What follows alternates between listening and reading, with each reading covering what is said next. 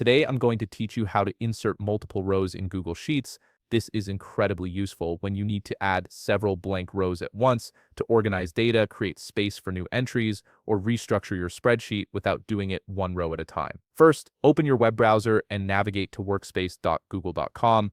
You'll need to log into your Google account if you haven't already. Make sure you're using the correct credentials associated with your Google Workspace or personal account where your spreadsheets are stored. Once you've successfully logged in, you'll land on your Workspace dashboard. This is where all your Google apps and files are accessible. From here, you'll see various options and files displayed. Look for the specific spreadsheet where you want to insert multiple rows and simply click on it to open it. This will load your spreadsheet in the Google Sheets editor, ready for you to make changes. Now comes the key part. You need to select multiple rows based on exactly how many you want to insert. Let's say, for example, you want to insert 5 new rows.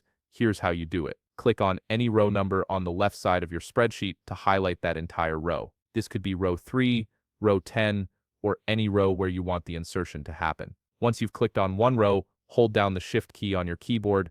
While holding Shift, click on another row that's 5 rows away from your first selection. This action will highlight a total of 5 consecutive rows.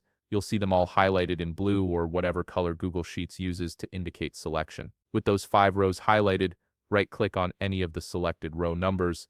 A context menu will pop up with several options. Among these options, you'll see Insert 5 rows above or Insert 5 rows below. These options are contextual, meaning they'll adjust based on how many rows you've selected. If you selected 3 rows, it would say Insert 3 rows, and so on. Now simply click on whichever option suits your needs. If you want the new rows to appear above your current selection, click Insert Rows Above. If you want them below, click Insert Rows Below. As soon as you click, Google Sheets will instantly insert the exact number of blank rows you specified, and your existing data will shift accordingly to make room for them.